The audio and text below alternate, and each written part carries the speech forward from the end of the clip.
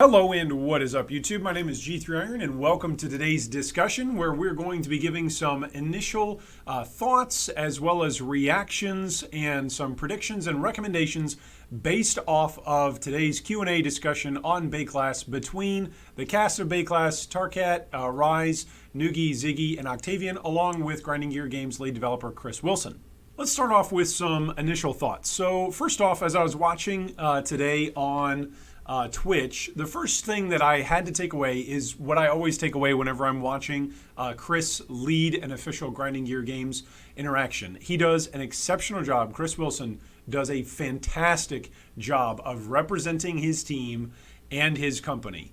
Publicly, I would love it if my boss were to say constantly over and over again in a potentially awkward spot, in a potentially negative spot, hey, I'm the leader and I'll take the fall, I'll take responsibility for whatever it is that was perceived as a mistake. That is something that buys you a ton of capital as a leader inside the company, and then I think it also buys a ton of capital with us as a community that Chris is willing to go out of his way to submit himself to a bunch of questions and then interact with those questions as best as he can. You can speculate as to all sorts of other things from there, and there's plenty of other speculation, I guess, that's going around to the point that Chris, during the introduction to this particular podcast, actually said, look, we as a team at Grinding Gear Games are somewhat hesitant in communicating with our community at the moment. Now, he didn't detail all of the reasons why, so we're left something to the imagination of that.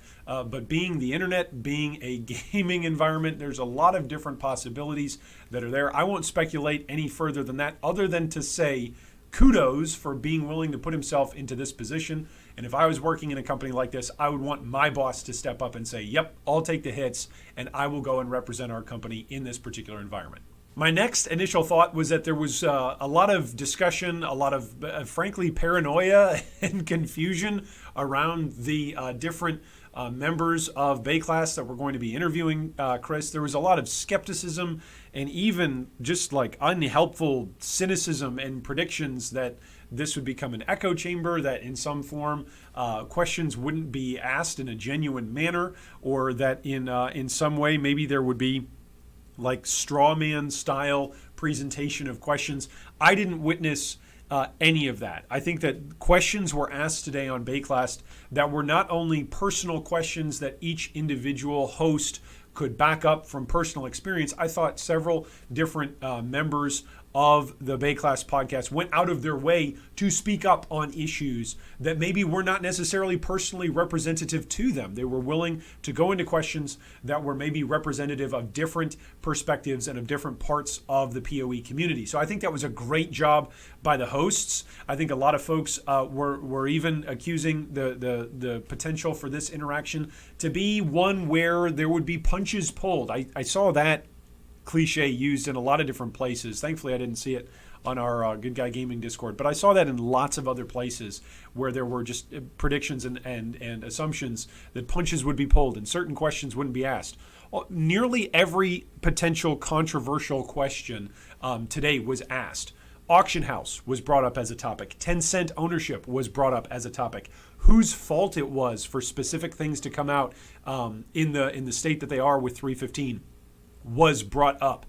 Everything from production, management, accounting, company ownership, who it is that the company is both taking direction from as well as providing accountability back to. Like there were no topics, at least in the presentation, that seemed to be off topic, at least from my perspective. I could be missing something there, but I think that the hosts did a great job and Chris did a great job overall. Those were the two dominant initial thoughts that I had. The next big thought that I had as I was watching Chris interact and constantly bring up Path of Exile 2 is that Grinding Gear Games does not have like some massive behind the scenes plan that they are slow rolling via individual patches prior to POE 2, right? Like there seems to be, at least in the communication, and this could be my misunderstanding. This could be my misunderstanding of things. But my initial thoughts were that essentially Path of Exile 2 is a dream, is a destination. It is almost unto itself truly a separate game or an update, a truly massive update to Path of Exile. That should give us a lot of things to be excited about, so don't hear that as a negative thing.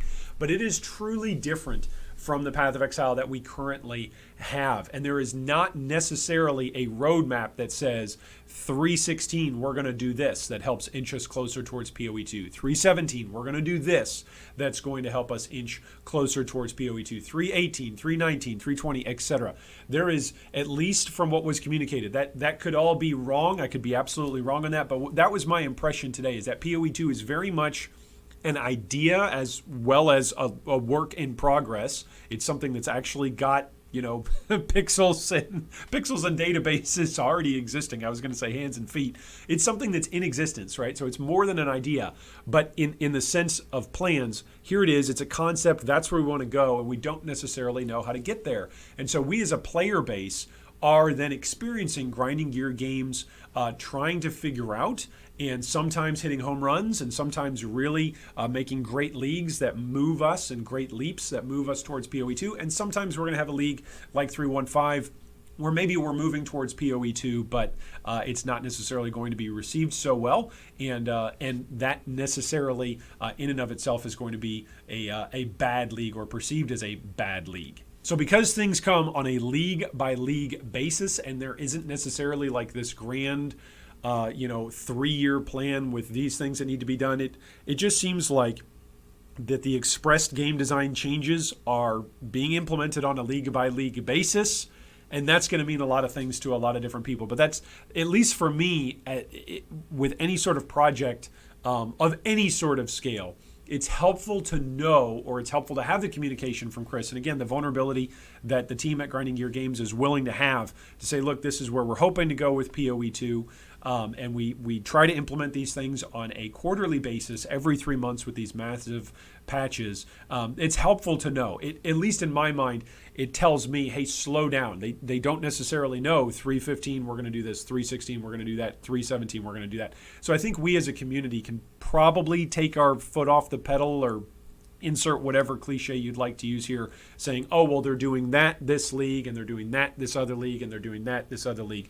It appears to be that things are maybe a bit more impromptu, or a bit more even hands-on, and maybe more short-term, narrowly focused on how it is that we're going from POE 1 to POE 2. So maybe there's not quite such a long-term plan, and maybe that's a good thing, because that actually allows the team to pivot based off of feedback from the community on a much quicker scale. If you've got a long-term vision for something that you've already planned out exactly how you want to get to where you want to go, then it's tougher to pivot based off of feedback. So there's some genuinely strong points to that sort of project management style. So don't hear what I'm not saying, that I'm critiquing that in any way. I just feel like we've gotten some more solid communication that reveals that this is indeed the particular management style that POE 1 and POE 2 are undergoing at the moment. All right, so beyond initial thoughts, what were my initial reactions? I don't know about y'all, but my initial reaction after having played one raider, not even to maps in softcore Expedition League, and then 2 characters in hardcore, neither of them are to maps yet. My initial reaction was, why should I keep playing 315 moving forward? Like, I love POE, and I might boot up a stream and still play either of the characters that I've got in hardcore. But this was my initial reaction from the podcast today. Why do I want to sit down and play Path of Exile today? Why would I do that? There's lots of other games to play. Path of Exile is by far my main game. It's by far the game that I most enjoy. I've got 4 kids, a full-time job, new dog and wife, and new home, new state, all sorts of wonderful things that demand my attention. In my hobby time, I'm going to choose to do the thing that I really love to do. But this podcast really didn't do anything to convince me to play 315 moving forward. If I just want to play POE that's harder, if I'm a part of the community segment that says, look, I want to embrace the challenge, which is what I've done over the last 2 weeks or so, as I've looked at Path of Exile 315 and said, look, if Grinding Gear Games really wants to make the game harder, I'll go back to playing hardcore again. That just seems fun to me. I'll embrace the challenge as it were. Well, if that's what POE is right now for 315, it's the harder version of POE. We just heard on the podcast today, just wait for Masochist mode. Like, there is a harder, more challenging, more difficult, more like original style classic mode of Path of Exile that is coming. Now, this is not something that's going to be a separate game release. This is going to be a separate mode, something similar like a checkbox that you would select like SSF or like creating a private league. It's going to be all based within the Path of Exile client. So this isn't some new client. It's not some new game that Grinding Gear Games is releasing. But this is something that Chris Wilson continually brought up today throughout the podcast, talking about Masochist mode and how much fun it can be. I think that's great. I think that's very cool that the founders of Path of Exile have kind of rediscovered a love for designing this style of game, and now they have an outlet for it with Masochist mode. I think that is delightful. I think that's awesome. I also think that it means that if I want to play it, I now need to wait for it to come out. So why should I play 315 at the moment? If I'm not in that camp, if I'm not in the I want POE to be harder, if I want to go play a softcore character, zoom, interact with the economy, and really min-max a character and just blow things up and go as quickly as I can, or accomplish whatever content goals I've got. If I want POE to return to ye old days of zoom pre-315, where I'm tracking maps per hour and just zooming all my way through POE and really tracking my profits and all that, then I should just wait for 316, right? Because there's nothing that's coming to 315 at the moment that's going to make the game return to a pre-315 version of Path of Exile. So if I want the game to be harder, I should wait for 316 or whenever Masochist mode comes out, or I should just make a gauntlet-style private league, or I should just wait for 316 if I'm in the other camp and want to go faster and want to play an older version of Path of Exile that's not quite as old as classic PoE, like Alpha, with the difficulties jacked up so high. So either way, my initial reaction was, I don't think I should play PoE today unless I'm playing in Standard League. My next reaction was, as a community, we now have found a line in the sand where Grinding Gear Games will not cross. One of the quotes that came out during the whole 315 hype cycle, in the patch notes, in the development manifesto, in the trailers, was that Grinding Gear Games really wanted to double down on being a game development company, and they were a game development company first, and then a business second.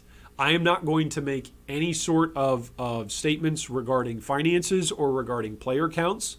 I am simply going to say 315 is clearly a line in the sand that shows us that Grinding Gear Games is willing to change the way that they interact in terms of their communication patterns, in terms of their development patterns. 315 is something that Grinding Gear Games is looking at internally and saying, we do not want this to happen again. So, if you're a community member who loves playing Path of Exile, and 315 has been a disappointment to you, you can rejoice at that, right? Because the team at Grinding Gear Games is also saying, hey, we don't want 315 to happen again. You're saying, as a segment of the community, we don't like this and we don't want it to happen again. The developers of the game are also saying that as well. So as a community, we found a line in the sand. I will leave that to other more wise, more analytic people with more time on their hands to figure out exactly where that line in the sand is. But we've found a line in the sand. People have said for years on the forums, if you don't like something about a particular game, in this case it's Path of Exile, then don't support it. GGG clearly has heard that players at the moment are not supportive of the direction of the game with 315, to the point that maybe a separate mode like Masochist mode is actually needed for players who really want that, such that there's not a detriment to the main core experience of Path of Exile. My third initial reaction was one of consternation and disbelief. Bots are an inconvenient truth that Grinding Gear Games tries to shut down, but they also acknowledge that those same trader bots provide quality of life for trading consumable currencies. I don't want to put any sort of words in anybody's mouths. I will simply, again, encourage you to go watch the VOD. There's some sense of defeat whenever you've got something that you know is harmful to your project or to your product, And so I'm sympathetic to that regard, but I would just encourage you to go watch that interaction where the question was brought up. I believe it was by Ziggy, where he brought up the question about trading oftentimes with bots, and that it's a smooth experience trading consumable currencies. And of course, the word auction house was thrown up. Chris actually said he's happy to do an auction house as long as there's a time delay where multiple players are coming and bidding on an item. A true auction house, not a true buyout instant market, but an auction house he would be in favor of. So that was interesting because I don't think at least I can't remember. Maybe my geriatric brain is just being too geriatric today. But I can't remember Chris ever taking that stance before, that he'd be willing to do something like that. Maybe I've just missed that communication. At the same time, bots are real, they are inconvenient, but they're also acknowledged as providing some quality of life. That players can trade large amounts of consumable currencies, and occasionally that's through botting. It doesn't mean that botting is welcome in Path of Exile. I heard that loud and clear today. No one communicated today that bots are welcome. Botting was firmly said to be something that is against terms of service, and it is always sought to be shut down. That being said, this kind of brings to light the awkward spot that Grinding Gear Games is in, and that the player base is in. What are you supposed to do if your job is to essentially safeguard a particular game design principle, and then someone comes in and breaks that game design principle, but you can't track them down, or you've tracked them down in the past, but now they're back and they're in a different form and you're trying to track them down. That is a very, very frustrating battle. And so the battle against bots, the battle against what they do to the economy, the battle against what they do to the game and to the community, that's an ongoing fight that Grinding Gear Games will always have, regardless of how large or small the game is. But that's just a reality. So that was, again, something that I thought was very candid. Right? If Chris Wilson wanted to control the narrative and say, I don't want certain topics to be brought up, botting an RMT would have been one of them. Right? There's sometimes on some streams and on some various content platforms where players are even scared to mention RMT because they'll get a temp ban or maybe even a permanent ban. So the fact that this platform opened up the discussion and acknowledged the discussion about bots, that was helpful, and that was an initial reaction that I thought was quite surprising and revelatory. All right, so based on Baeclast today, let's make some predictions. So some initial predictions just coming out same day as Baeclast happened. 316 will see a longer hype cycle than 315. This is a really hard prediction because I'm going to say the hype cycle for 316 started today. I don't see how you can say that 316 hype cycle didn't start today. With the amount of information that we got about ailments and flasks and passives, as well as direction for the power level of players interacting with the challenges that are going on and the challenges that are hopefully coming down in 316. Across the board, we got more information about 316 today than we got about 315 prior to the trailer getting released. Usually we get a slow drip feed of teases. That's at least how things used to operate, basically from the 3.0 expansion all the way up until about the 3.12 expansion. Some things changed during 2020 about how Grinding Gear Games communicated. Maybe we'll do a discussion on that in the future, but definitely 3.16, the hype cycle started today, especially for players who are feeling a bit like me going, well, why should I play 3.15? Now we're all just looking forward to 3.16. And that says something, again, about where Grinding Gear Games is at as a team and what they're willing to say and what they're willing to admit to and what they're willing to move on from and learn from about 3.15. Essentially, today, Grinding Gear Games came out and said, look, if we need to sacrifice the rest of the 3.15 league in order to build up excitement for 3.16, that's at least a bit of what their actions have demonstrated today, right? I've already said there's essentially no incentive unless you really love 3.15 and the way that it's at right now. If you're having fun playing 3.15, don't let me or anybody else tell you not to play it, right? It's your hobby time. You should play the game or any game however you'd like to play it, all right? However, if you're not having fun with 3.15, then Grinding Gear Games is essentially saying, look, we've got 3.16. We're only a few weeks into 3.15. This is the earliest that they've ever really teased and given out genuine hard data about an upcoming league. So 3.16, its hype cycle starts today. Oscillating leagues are going to be the standard moving forward. Please remember, these are predictions. these are not facts, right? So I tell Mrs. Draconis, my wife, every day, or almost every day, I've been wrong before, I'll be wrong again, and I could be right now. Oscillating leagues, I think, are going to be the standard moving forward. In other words, GGG is going to try and strike a balance, which is kind of funny to use that word, but try to strike a balance between nerfing things and buffing things in the same patch. All right.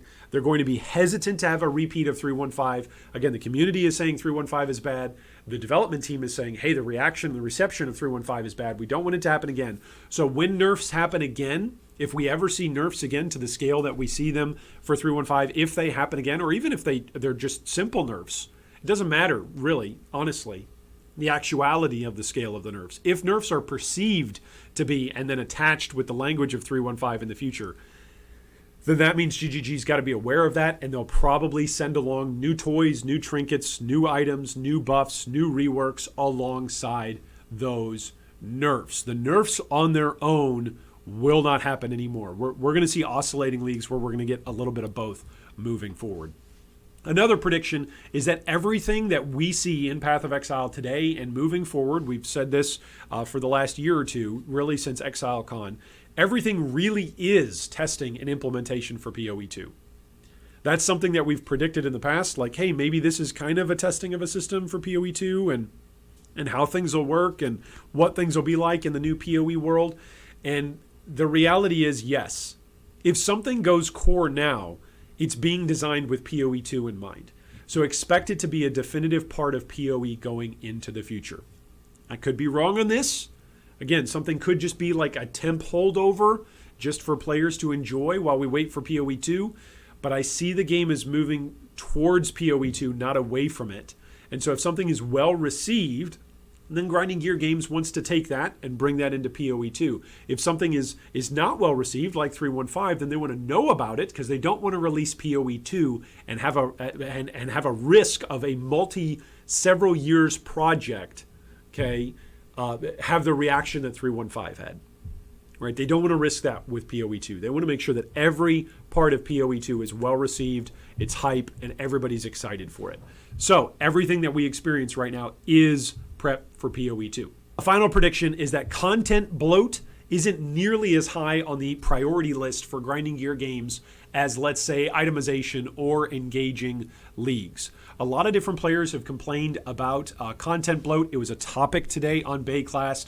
But I've got to say, at least my takeaway and my prediction based on the discussion today is that content bloat isn't nearly seen to be the problem that it was seen as and perceived as maybe even as recently as a year ago or a year and a half ago. There's still players who are making noise about content bloat, but it doesn't seem to be that that's the loudest voice in the room right now. It doesn't seem like it's even really one of the few loudest voices in the room right now. So don't expect GGG to really come out with any sort of definitive discussion or topics or stances or manifestos, as it were, philosophical approaches on content bloat. Right now, GGG is probably in a reactive mode based on what we've just experienced in 3.15.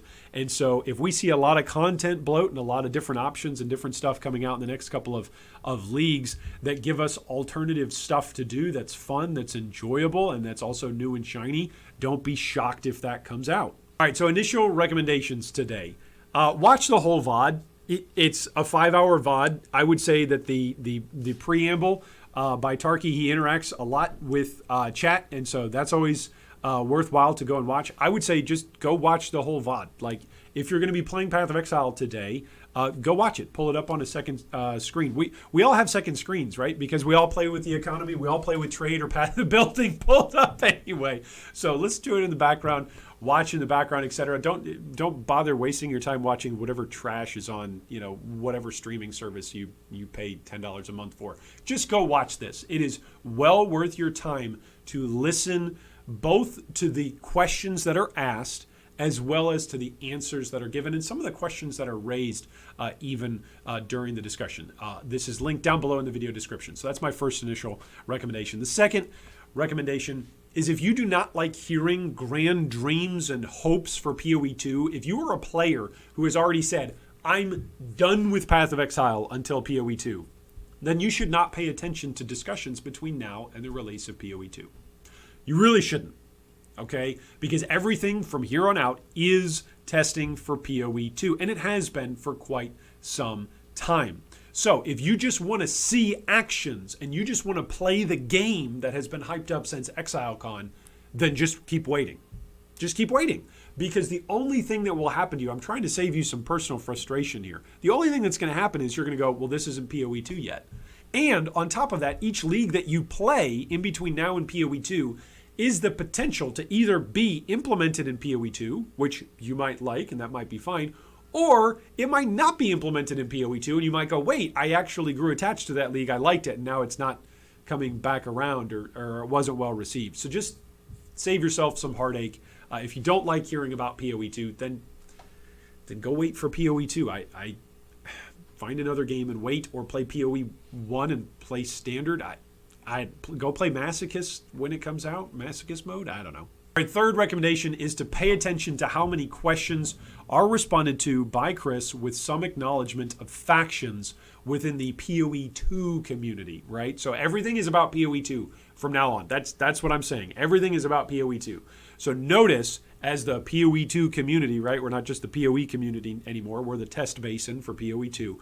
Notice how often factions are spoken about, whether players want to go quickly or players want to go slowly, whether players are playing SSF or players are playing in a trade league. If players want to play this more masochistic mode that Chris was really hyped about and excited about today, it was fun to see his excitement, his level of excitement. Just pay attention to how often Chris will mention some of these different divisions, or to how many of these different divisions are brought up through the different questions. The reality is that Path of Exile 2, or 4.0, was initially pitched as a way to not split the player base. The reality is there's already several different splits, several different motivated little groups inside the Path of Exile community. That's the reality. The glory and the beauty and the wonder of Path of Exile is that there's so many different things to do and so many different gamer motivations that can be satisfied with Path of Exile, that all of these different little groups can all come together and all play the same game. I genuinely think that some of the beauty of Path of Exile is that you can be motivated by so many different wide variety of different gamer motivations, and you can all come and play the same game. That's something that's beautiful, but it's also a tension from a design perspective, because it means that everything that you design is essentially something that maybe one or a few of these groups may like, and a few of these other groups will not. And maybe those groups who don't like it may react in unsavory ways or in less than helpful ways to that particular design. Next recommendation is I want to encourage you to use every platform that you've got to give feedback and to express your thoughts, and to make those thoughts, those comments concise and precise without adding any sort of comment on motive.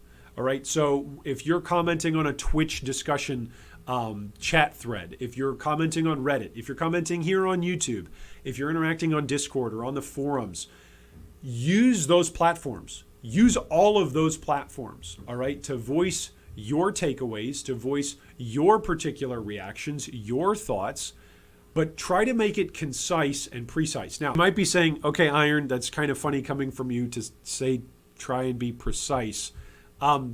Just because you're saying something that is concise, it doesn't mean that your entire thought needs to be short, all right? But it does mean that you don't want to ramble on with all sorts of different illustrations. You don't need a sermon, as it were. You don't need to preach a sermon for every point that you are making. You can make a point, you can be concise, and you can be precise as to where that point that you're making is coming from, or where your expression or where your thought is coming from. And then you don't have to comment on Grinding Gear Games' motive. That's something that I've seen a lot of in the last couple of days. Frankly, I'm very proud of us as a Good Guy Gaming community that we don't make a lot of comments on motive around here. Sometimes there's occasionally some motives that come up, or there's some aspects of motive that come up in discussion. But for the most part, we do keep our comments around here pretty concise and pretty precise to particular things. A lot of you who hang out here in the G3 community are game developers, or you've been in the game development industry, or you've worked in gaming, or you've just played games for a long time. And so you know what that's like to have precise comments versus just having kind of shotgun comments all over the place that aren't really helpful. So I want to encourage us to use our voices, because Grinding Gear Games at the moment clearly has their ears to the ground, as it were. They are listening, they are watching, they are paying attention. And so take that in mind as you give feedback. An employee from Grinding Gear Games may read your comment. That should be both a really inspiring and empowering thing to think about. Like, hey, you have a chance to help the game that you love grow and continue to flourish. But you've also got a chance and a responsibility with the way how you comment and the way how you interact in these discussions. You've also got a chance to really harm the vision of that particular game. And I don't mean harm someone's feelings. I don't even mean harm someone's ego. I mean to harm the vision by wasting someone's time by reading something that isn't helpful. If you can be helpful by providing feedback to a game that you really love and you want to see grow and you want to see become better and you want to spend more time in, then use the time and the comments and your interactions and your feedback as opportunity to make that game better, right? Okay, enough. I just said we need to be concise and precise, and then I just went off like that. Anyway, hopefully that makes sense. Well, thanks so much for watching and for joining us for today's discussion. What are your initial thoughts and reactions, predictions, and recommendations from today's discussion on Baeclast with the wonderful hosts there? Thanks so much to Tarky and to Rise and to Noogie and to Octavian and to Ziggy and to Chris. That was, if nothing else, that was an amazing Path of Exile discussion. I love POE discussions, and to me that was, if not the best, one of the best Path of Exile discussions that I have ever had the pleasure of witnessing. So thanks so much to all of those participants for making that a helpful and wonderful experience. Just from me as one player who really enjoyed that. I enjoyed the candor, I enjoyed the questions, I enjoyed the responses, and now we've all got the future moving forward to look forward to 316 and to hope and give feedback about Path of Exile, which is a game that we all know, we all love, and we all want to see flourish. Thanks once again for joining us today, and I look forward to reading and interacting with all of your comments as time allows. If you're still playing 315, then I hope today is the day a Mirror of Calandra drops for you. Thanks for watching that video. If you'd like more information on any of our discussion points today, you can see them down below in the video description. If you'd also like to join our Discord or support our Patreon, you can do so with the links down below. Thanks again, and big shout out to all of our Patreon supporters.